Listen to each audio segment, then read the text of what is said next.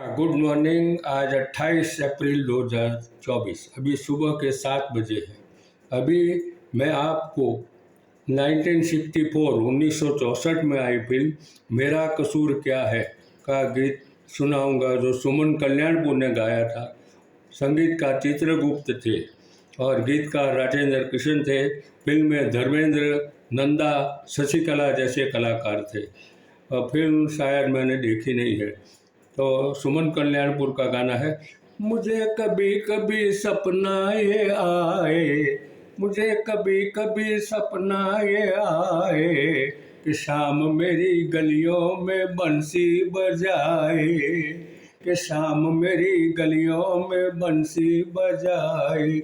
मुझे कभी कभी सपना ये आए कि शाम मेरी गलियों में बंसी बजाए, कि शाम मेरी गलियों में बंसी बजाए। बस इतना पूरा तो याद नहीं है। और इसके साथ मेरे 897 897 यानी कि 900 में 3 बाकी, इतने गाने हो गए। Thank you very much.